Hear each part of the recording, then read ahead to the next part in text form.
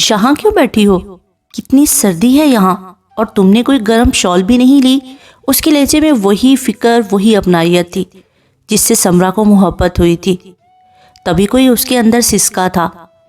میں کچھ تلاش کر رہی ہوں اوزان، بھرائے ہوئے مدھم لہجے میں کہتی وہ اوزان کا دل مٹھی میں جکڑ گئی تھی۔ کیا کھو گیا ہے تمہارا؟ مچل کر پوچھتے ہوئے وہ اس کے مقابل آ بیٹھا تھا۔ وہ خالی خالی سی اداس نگاہیں اوپر تاروں بھرے آسمان پر ڈالتے ہوئے بولی، وہ وہاں آسمان پر ایک روشن ستارہ نہیں ہے اوزان، میں روزانہ اسے اپنے کمرے کی کھڑکی سے جگمگاتے ہوئے دیکھتی ہوں۔ سب سے الگ، سب سے زیادہ روشن ستارہ ہے وہ، مگر پچھلے کچھ دنوں سے دکھائی نہیں دے رہا۔ مجھے اسے وہاں دیکھنے کی عادت سی ہو گئی ہے۔ نگاہوں کے ساتھ ساتھ اس کا ہاتھ بھی آسمان کی طرف اٹھا تھا۔ اوزان کے اندر بے قراری بکھر کر رہ گئی۔ پاگل ہو تم، ایک دم پاگل۔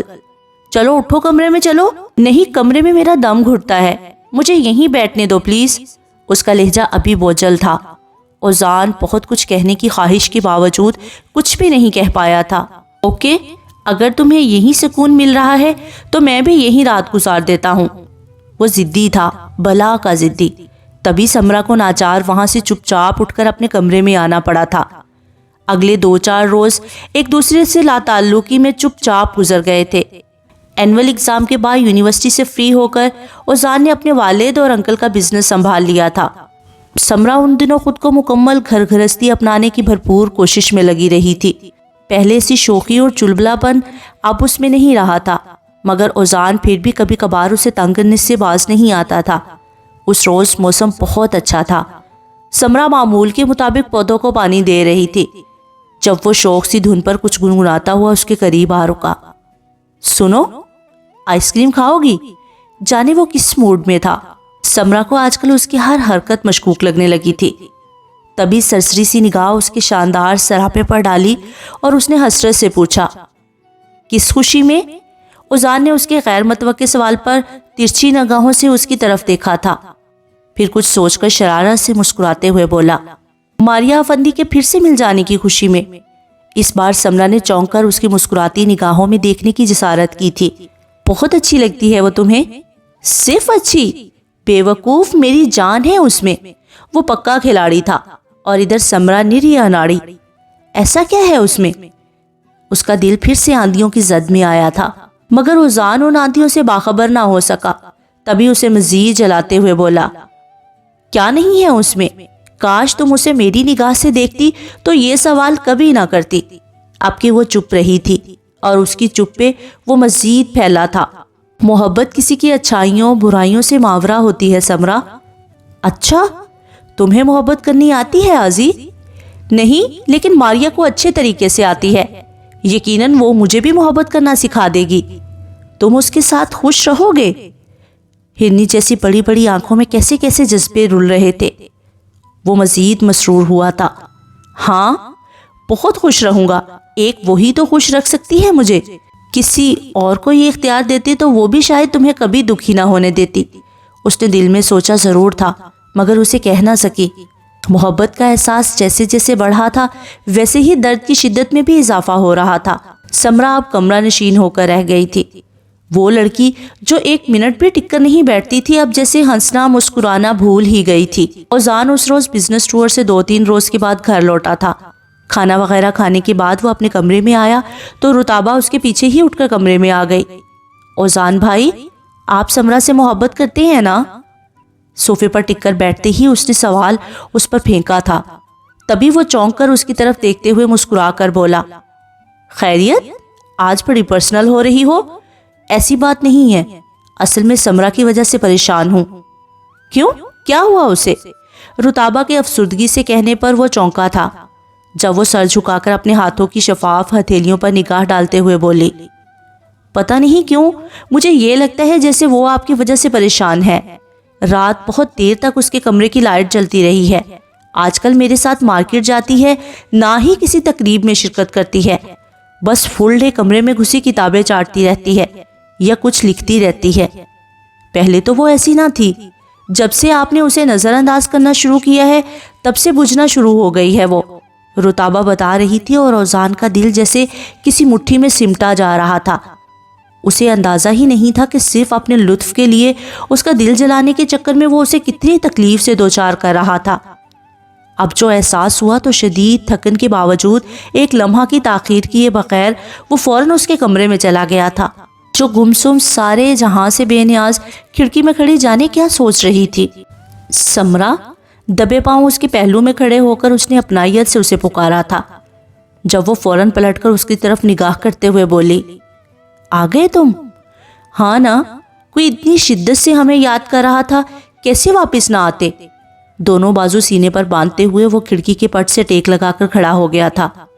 कौन याद कर रहा था तुम्हें शिद्दत से? कोई तो कर ही रहा था, तुम्हें क्यों बताऊं? उसने फिर उसे तंग किया था। मत बताओ, यहाँ मिन्नत कौन कर रहा है तुम्हारी? वो फिर जली। ओजान ज़ेरे लब मुस्कुरा कर रह गया। बहुत जलने लगी हो आजकल, खुदा तुम्हारे हाल पर रहम करे। खुश फहमी है तुम्हारी, मेरे साथ ऐसा कोई मसला नहीं। ओजान ने उसके अल्फाज पर बेसाख्ता कहकहा लगाया था। किससे झूठ बोल रही हो? ओजान सैयद से, जो तुम्हारी आंख के हर रंग को पहचानता है। कम ऑन समरा, तुम्हें इतना कमजोर तो नहीं जाना था मैंने। अब तो घर वाले भी तुम्हारे बारे में परेशान रहने लगे हैं। कह क्यों नहीं देती दिल की बात? उसने फिर छेड़ा था। समरा सब्र के घूंट पी कर रह गई। वो शख्स उसे झुकाना चाहता था, उसके मासूम जज्बों को बेनकाब करना चाहता था, मगर वो उसके सामने गिरना नहीं चाहती थी। तभी हौसले से मुस्कुराती हुई बोली, कहूंगी दिल की बात, तुमसे नहीं कहूंगी तो किससे कहूंगी? शाबाश, अब उदास नहीं रहोगी ना? नहीं, वो मुस्कुराई। ओजान गहरी निगाह उस पर डालकर सर पर चपत लगाता हुआ मुतमईन वापस पलट गया। और फिर आने वाले दिनों में सबने देखा समरा सरता पांव बदल कर रह गई थी। जो कुछ अरसे से तन्हा और उदास रहने लगी थी, अब फिर बात बात पर खिलखिलाना शुरू हो गई थी। मगर रुताबा को उसकी हंसी में पहले सी खनक महसूस नहीं होती थी। उस रोज ओजान उन्हें आइसक्रीम खिलाने लाया था। जब वो अपनी सीट संभालते हुए बोली, आज मैं तुम दोनों को बहुत बड़ा सरप्राइज देने वाली हूँ। अच्छा, खुदा खैर करे, हार्ट अटैक ना करवा देना। ओजान उसके मुकाबिल सीट संभालते हुए हंसा था। जब वो मुस्कुराते हुए बोली, बेफिक्र रहो, तुम्हें कुछ नहीं होता। रुताबा फिर से उन्हें पहली वाली टोन में लौटते हुए देखकर मुस्कुरा रही थी। चलो बताओ फिर सरप्राइज क्या है? उस पर एहसान करते गोया वो हुक्मिया बोला था। बता दूंगी, ऐसी भी क्या जल्दी है? जल्दी है ना, फजूल का टाइम नहीं है हमारे पास तड़पने का। चलो बताओ क्या सरप्राइज है? वो बचपन से ऐसा था, बेसब्रा जल्दबाज। समरा उसे देख कर रह गई थी। बताओ ना समरा प्लीज। चलो तुम लोग इतना इसरार कर रहे हो तो बता ही देती हूँ कि आज मैं तुम लोगों को उस शख्स से मिलवाने जा रही हूँ जिससे मेरा मोहब्बत का ताल्लुक है और जिसके साथ पूरी जिंदगी बसर करने का फैसला किया है मैंने। ओजान ने उसके अल्फाज पर ठिठकते हुए सर उठाकर बहुत गहरी नजरों से उसकी तरफ देखना चाहा था, मगर वो रुख फेरे बैठी थी। कौन है वो? एक लम्हे में उसके चेहरे पर शोखी की जगह संजीदगी बिखर गई थी और इस चीज ने समरा के जलते दिल को करार बख्शा था। कोई तो है, अभी आ जाएगा तो मिल लेना। अब कि वो उसके हाल का मजा लेते हुए मुस्कुरा कर बोली थी, शट अप, तुमने फिर से कोई हमाकत की तो मैं तुम्हारा हशर नशर कर दूंगा। वो गुस्से हुआ। समरा के लब फिर से दिलफरेब अंदाज में मुस्कुरा उठे थे। मोहब्बत हिमाकत नहीं होती, ये बात तुमसे बेहतर कौन जान सकता है? और वैसे भी वो मुझे बहुत चाहता है, मैं उसे हर्ट नहीं कर सकती। बकवास बंद करो। ओजान का बस नहीं चल रहा था कि वो उसकी जुबान काट कर फेंक देता। रुताबा खुद हक्का बक्का सी बैठी थी। ये बकवास नहीं है, मेरी जिंदगी का सबसे बड़ा सच है। पहले वो मुझसे खफा था इसलिए मैं उदास थी, अब हमारी सुलह हो गई है तो जिंदगी में फिर से बहारें लौट आई हैं। तुमने ही तो कहा था कि मैं दिल की बात कह दूं, इसमें यूं मुश्तिल होने वाली कौन सी बात है? अब तक जो अंदाज ओजान अपनाए चला आ रहा था वही अंदाज अब उसने अपना लिया था। वो खफा होकर अपनी सीट से उठ खड़ा हुआ। मुझे नहीं मिलना तुम्हारे किसी आशना से, चलो घर। तवक्का के ऐन मुताबिक रिएक्ट करते हुए उसने हुक्म जारी किया तो समरा अपने प्लान के कामयाब होने पर खुशी से खिल उठी। उसका यूं मुश्तिल होना साफ जाहिर कर रहा था कि वो उसमें दिलचस्पी रखता है।